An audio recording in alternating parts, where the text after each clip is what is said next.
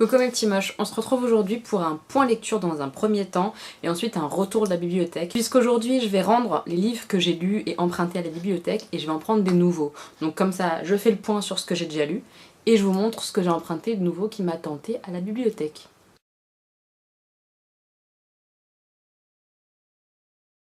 Normalement, dans ce type de vidéo, je vous mets également tout ce que j'ai vu en série, etc. et ce que j'ai joué, etc. dont j'ai envie de vous parler, les jeux de société. Mais là, pendant l'été, j'ai peu joué finalement ou à des jeux que je vous ai déjà parlé, donc je vois pas l'intérêt de faire de la répète. Et en série, j'ai pas beaucoup avancé, donc je préfère me concentrer sur les livres où là, il y en a une flopée pour le coup, j'ai beaucoup lu cet été. Et on reprendra série, etc. quand j'en aurai à vous montrer, tout simplement. Alors dans mon précédent point lecture jeu de société série, si vous l'avez pas vu, je vous le mets juste là, je vous ai parlé de la série La Passe Miroir et là j'ai lu le troisième. C'est une série coup de cœur, vraiment, si vous n'avez pas lu cette série de livres, je vous la conseille mais genre à 10 000 %. On attend là le tome 4, donc moi j'ai fini le tome 3 et je me suis régalée. Je me suis régalée parce que j'aime cette série, j'adore l'univers, j'adore l'héroïne, le personnage principal, elle est vraiment... je sais pas, elle me touche. Même si là, dans ce tome 3, plus d'une fois, j'ai eu envie de lui mettre des grosses claques dans sa tête, hein, tellement elle m'a énervé un petit peu. Voilà. T'as envie de lui dire, mais dis les choses, parle. Ça va bien se passer si tu parles, je t'assure, mais parle. Et elle parle pas. Donc c'est un petit peu énervant. Mais c'est très bien fait, c'est très bien écrit. Par contre, ce tome 3, je le trouve un poil moins bon que les deux premiers. Il est génial, hein. Il est vraiment génial. Mais moins bon parce qu'il y a beaucoup de longueur. Vraiment, toute la moitié du livre, je dirais, c'est très long à se mettre en place. Il faut s'accrocher, il faut aimer. Et comme j'aime, ça s'est bien passé. Mais vraiment, en fait, j'avais l'impression de me retrouver dans un tome 1. Où on m'apprend plein de choses, etc. Mais où c'est très long à se mettre en place, vous voyez. Alors que c'est un tome 3. C'est un petit peu dommage. Mais il reste très bon. Et la fin, quoi. La fin est superbe. J'ai hâte d'avoir le tome 4. Vraiment, vraiment. J'aime beaucoup l'univers, j'aime l'histoire qui s'étale comme ça sur les 3 tomes. C'est très bien écrit, j'aime vraiment beaucoup cette série. C'est vraiment un coup de cœur comme me l'a procuré Harry Potter, hein. Vraiment, c'est... j'adore cette série, quoi. Vraiment, foncez lire ça, c'est génial. Comme d'habitude, je vous mets tous les liens Amazon, etc. en barre d'infos. Sachez que si vous commandez via ces liens, des livres ou d'autres choses, mais que vous passez par ces liens, ça me donne quelques centimes, donc voilà. C'est toujours sympa, donc merci à ceux et celles qui commandent via les liens en barre d'infos. Parfois ça me redonne un petit peu de sous, c'est le cas avec les liens Amazon. Je vous le dis, vous êtes prévenus. Vraiment, les mémoires de Babel, il est un peu différent, puisque dans le tome 1, on apprend à découvrir les personnages, on apprend cette histoire un peu entre les deux fiancés de ce monde particulier. Donc le tome 1 est vraiment génialissime. Le tome 2, il y a une histoire d'enquête. Voilà, c'est très bien aussi. C'est vraiment sympathique. Celui-ci, il y a un peu une enquête, mais qui est très différente du tome 2. Mais je vous en dis pas plus pour pas spoiler. Mais c'est longuet, voilà, c'est juste un peu longuet, mais après voilà, les choses qui se passent sont quand même hyper intéressantes. Le monde dans lequel on évolue est un nouveau monde, puisqu'on arrive sur une nouvelle arche, puisque ce monde où vit cette passe miroir est composé de plusieurs arches. Et donc là, on découvre une nouvelle arche qui est Babel. C'est très intéressant, mais un poil longuet, je trouve. Dites-moi en commentaire si vous avez lu cette série, si vous avez lu ce livre, et dites-moi ce que vous en pensez. Est-ce que vous aussi vous avez hâte que le tome 4 débarque? Ensuite j'ai lu le tome 2, Les Chevaliers d'Émeraude. Donc ça c'est une série où il y en a genre 15 je crois, ou 20, je sais plus, c'est incroyable cette série. J'avais lu le tome 1 et j'étais pas du tout conquise, mais pas du tout, hein, vraiment. Je me suis dit dans quoi je m'embarque, c'est vraiment nul. Vraiment, hein, pour le tome 1 c'était compliqué. Le tome 2 est un peu meilleur. C'est très bizarre parce que en fait dans le tome 1, donc il y a toute la mise en place du monde dans lequel va se dérouler la série. Il y a ces chevaliers d'émeraude qui se baladent de peuple en peuple et ça nous fait découvrir à chaque fois les peuples dans lesquels ils arrivent. Il y a cette guerre qui se met en place. Je me suis dit le tome 2 ça va être juste la suite juste derrière. Eh bien non, on fait un bond dans les années, genre je crois que c'est entre 5 et 10 ans, je me rappelle plus là comme ça. Il y a un vrai bond dans le futur, donc ça c'est top parce que on avance, pour le coup on avance vraiment. Il y a beaucoup de choses qui sont éludées et ils reviennent un petit peu dans le roman en expliquant ce qui a pu se passer là pendant ces 5 ou 10 années où il n'y a pas de texte quoi, mais c'est mieux déjà. c'est beaucoup mieux. Ça reste très simplet, hein. Vraiment, il faut pas s'attendre à de la littérature haut level, hein. C'est très simplet, mais c'est quand même agréable à lire. Ça a été plus agréable en tout cas que le tome 1, et on m'a dit que plus ça allait et meilleur c'était. Donc je vais reprendre le tome 3 à la bibliothèque s'il y est, et on va lire la suite quoi. Donc voilà, c'est pas foufou. C'est une histoire où il y a une armée de méchants qui attaque le peuple des gentils, hein, voilà. Dans le peuple des gentils, il y a plusieurs catégories de peuples, hein, voilà. Et les chevaliers d'émeraude protègent l'ensemble de ces peuples de gentils. Donc on suit ces chevaliers d'émeraude, on suit cette guerre qui s'installe vraiment. On découvre là pas mal l'armée méchante. Ça commence à venir et ça m'intéresse parce que je les trouve vachement intéressants, ce peuple d'insectes un petit peu humanoïdes. Enfin voilà, ça commence à devenir intéressant, donc je m'accroche et je continue, je poursuis. Ensuite, j'ai lu cet été Lady Hélène. Alors, Lady Hélène, déjà le livre, je le trouve trop joli, hein, n'est-ce pas? Et j'ai bien aimé en fait dans la description, c'est qu'il marquait directement entre romance à la Jane Austen et fantasy noire. Et c'est plus ou moins vrai. On est vraiment sous la régence anglaise, donc c'est très... Ça j'aime beaucoup ce côté-là, ça m'a beaucoup plu dans le livre, c'est bien décrit, c'est vraiment bien amené, ça j'aime beaucoup. La fantasy noire, il pousse un peu, il y a un peu de fantasy, voilà, un peu de fantasy, un petit peu, il y a un peu du Buffy si vous voulez. Voilà, on va retrouver un peu ce côté-là de personnes qui luttent contre les forces du mal à cette époque régence anglaise. Ça c'est pas mal, mais c'est léger, ça reste léger. Après, je me dis c'est un tome 1.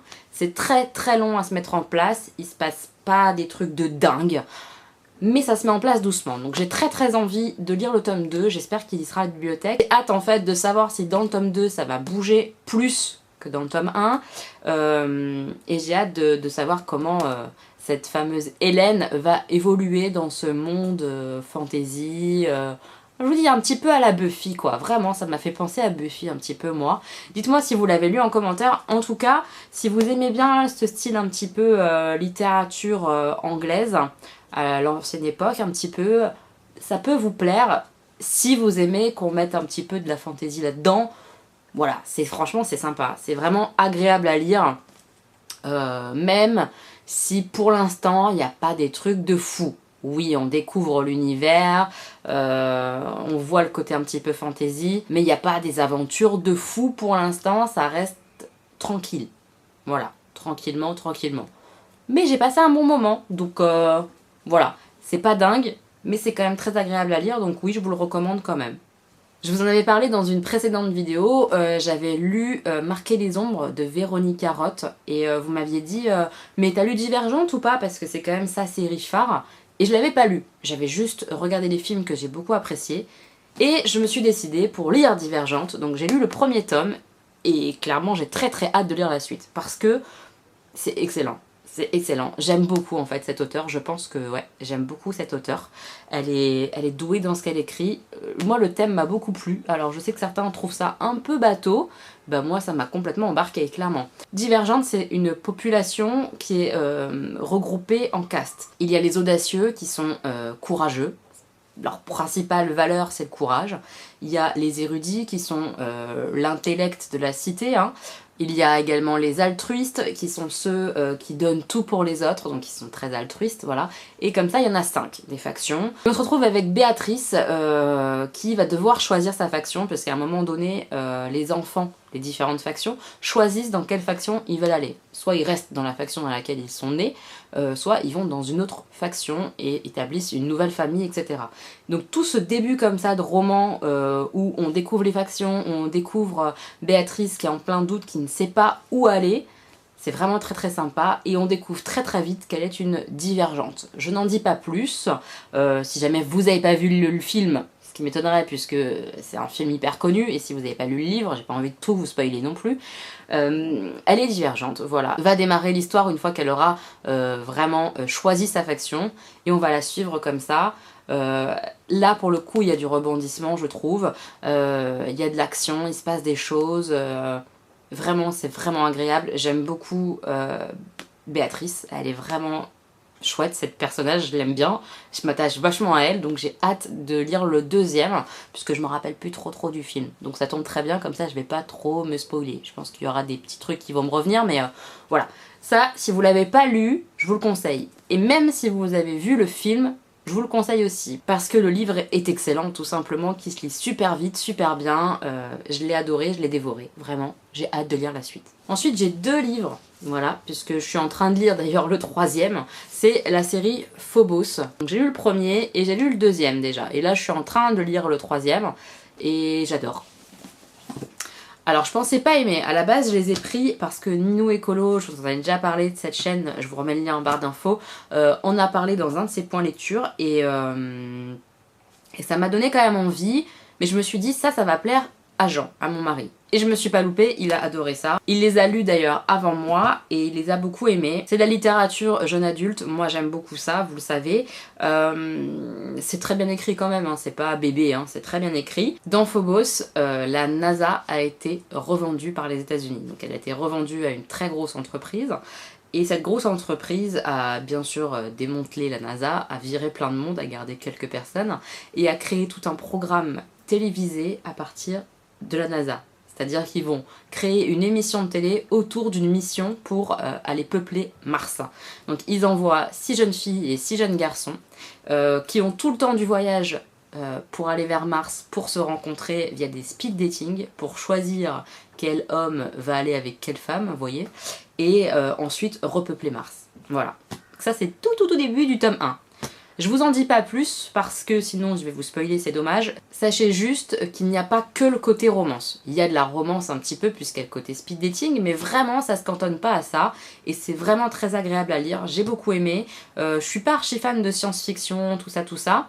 Et ben pourtant ça m'accroche bien. Donc c'est qu'il n'y en a pas trop, je pense. Il y a juste la dose qu'il faut pour que ça fonctionne et que ça soit vraiment le côté Mars, tout ça. Mais c'est vraiment très sympa. J'aime beaucoup le personnage principal, Léonore. Ouais, elle est vraiment chouette cette fille. Tous les personnages, je m'attache à eux en fait. Soit j'ai envie de les taper, et soit je les aime bien. Donc c'est que ça fonctionne, c'est que c'est bien écrit. Et vraiment, au fur et à mesure des romans, on en apprend plus sur tous les personnages. Voilà. Et ça c'est génial parce que vraiment on comprend très vite que chaque personnage qui a été choisi pour être envoyé vers Mars a un petit quelque chose de particulier. Et ça c'est très sympa à découvrir au fur et à mesure des lectures. Donc ça vraiment, je vous le conseille aussi, c'est vraiment une belle surprise, je suis très contente de les lire et j'ai hâte d'avancer dans mes lectures parce que c'est vraiment sympathique, j'ai hâte de savoir comment ça va terminer en fait, vraiment j'ai hâte. On se retrouve tout de suite pour que je puisse vous montrer les livres que j'aurais choisis à la bibliothèque. A tout de suite mes petits moches. Mes petits moches, je rentre tout juste de la bibliothèque, donc je vous montre les livres que j'ai choisis, que j'ai pu emprunter, et on s'en reparle dans un prochain point lecture ou quoi, je vous donnerai des nouvelles. Alors, le premier livre que j'ai choisi, c'est celui-là, c'est Force Noire de Guillaume Prévost. 14-18, les grands romans de la Grande Guerre. Voilà, je pense que la couverture parle d'elle-même en fait. C'est l'histoire d'une jeune fille que la guerre n'intéresse pas beaucoup évidemment, mais qui rencontre un ancien soldat de la guerre 14-18 qui s'appelle Bakary Sakoro, qui est né au Mali et qui fait partie de ces engagés qui ont été un petit peu sacrifiés lors des batailles dans les tranchées, etc. Et donc il lui raconte son histoire, tout simplement. Et cette jeune fille, Alma, se passionne pour l'histoire que lui raconte Bakary, son histoire dans les tranchées. A priori, il y a une histoire d'amitié, il y a une histoire d'amour avec une certaine Jeanne, qui est blanche et dont le père est un général, donc évidemment ça va pas le faire, je pense, hein, avec Bakary, hein, je pense que ça va être compliqué à gérer, donc ça va être hyper intéressant. Et Alma découvre qu'elle a un lien secret avec le vieil homme qui lui raconte son histoire, donc... Voilà, je trouvais ça hyper intéressant, ça m'a passionné tout de suite quand j'ai lu le petit résumé, ça me donne très envie. J'ai très envie de le lire et j'ai hâte. Je pense que ça va être poignant, ouais, je pense que ça va être sympa. Après, ça reste une lecture jeune adulte, hein, donc il est pas très gros et ça va se lire très vite. Mais en tout cas, je trouve ça prometteur, ça m'a donné très envie. Sans surprise aucune, j'ai pris, j'étais très contente qu'ils y soient, le Divergente 2, puisque je viens de finir le 1 et que j'ai adoré, le Divergente 3, donc celui-là j'ai vraiment hâte, ceux-là. Et j'ai trouvé Divergente raconté par 4, donc c'est vraiment la version, l'histoire de 4, qui est un des héros du livre Divergente. Voilà, et je vous en dis pas plus pour pas spoiler ceux qui seraient vraiment pas au courant de l'histoire, mais du coup cette vue-là de l'histoire m'intéresse aussi parce que j'aime bien ce personnage, donc quand je l'ai vu, je l'ai pris direct. À voir ce que ça donne. J'étais aussi super contente de trouver le Lady Helen, le numéro 2, le tome 2. Et c'est marrant, je vais vous lire la petite fiche qu'ils ont notée à la bibliothèque, qui s'en va pas d'ailleurs. Ils ont marqué Lady Helen prend enfin la mesure de ses pouvoirs de vigilante. Après un premier tome de mise en place de l'histoire, vous ne pourrez pas lâcher ce volume 2, plein d'action et de suspense. Et c'est marrant parce que c'est exactement ce que je vous disais, c'est-à-dire que le tome 1 est très lent, très tome 1 finalement, voilà, très mise en place. Faut s'accrocher je pense parce que le tome 2 doit être bien meilleur et plein d'action, etc. Donc celui-là, j'ai vraiment hâte de le lire. Voilà, c'est la suite. J'ai trop hâte de vous en dire des nouvelles, voir si ça vaut le coup d'être un peu patient avec les longueurs du tome 1 ou pas. Voilà, mais j'ai vraiment hâte, je suis trop contente de l'avoir. Au niveau des suites que j'avais lues et que je vous ai montré juste avant, c'est les seules que j'ai pris puisque tout ce qui est Phobos 4, ils l'ont pas encore à la bibliothèque, c'est en commande. Donc j'espère que ça sera arrivé pour la prochaine fois parce que sinon je crois que je vais l'acheter parce que j'ai vraiment envie de continuer cette série, donc je vais pas avoir trop de patience. Tout ce qui est aussi les Chevaliers d'Émeraude, il n'y avait pas ma suite, il n'y avait pas le 3, 4, etc. Donc j'ai fait des réservations, normalement je les aurai la prochaine fois, si tout va bien. Et voilà. Voilà où j'en suis au niveau des suites, etc. J'ai aussi pris celui-là, le Nightfall, de Jack Alpern et Peter Ujiwinski. Voilà. Nightfall, alors c'est sur l'île de Bliss. 14 années de nuit vont bientôt succéder à 14 années de jour. Alors déjà rien que ça, moi ça me tente bien. Hein. Les habitants se préparent à abandonner leur maison, mais Marine, Kana et Liam ne croient pas aux légendes de leurs parents. Ils décident de rester dans le village. Alors que la nuit les enveloppe, ils découvrent avec horreur qu'ils n'auraient vraiment pas dû. Ça m'a l'air d'être un peu flippant et ma foi ça me tente bien. J'ai bien envie d'un truc qui fait un peu peur ou qui en tout cas est peut-être un peu angoissant, donc ça m'a bien tenté. C'est toujours rayon jeune adulte, hein. Moi j'aime beaucoup ça, donc j'avais envie de tenter ça. Les 4 prochains livres que je vous montre, en fait ils sont plutôt pour Jean, c'est Jean qui les a pris pour lui, mais ils me tentent quand même beaucoup, donc si je peux je les lirai. Il y a le livre The Ones de Daniel Zwerrenbecker. Voilà, où il y a écrit « Nous ne sommes pas tous créés égaux ». Donc déjà le thème me plaît. Je vous lis vite fait le derrière.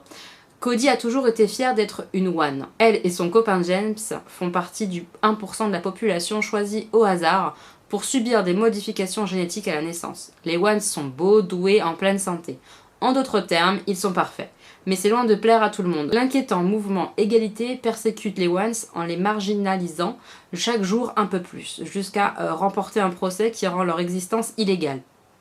Et tout à coup, être un One devient un danger de mort. Face à cette menace, Cody se rapproche d'un groupe radical mené par Kay, jeune leader passionné et charismatique. Les One n'ont plus le choix, se battent pour défendre leur identité ou disparaître. Donc voilà, le thème me plaît énormément, moi qui combats beaucoup pour l'égalité. C'est intéressant, voilà, je trouve ça intéressant.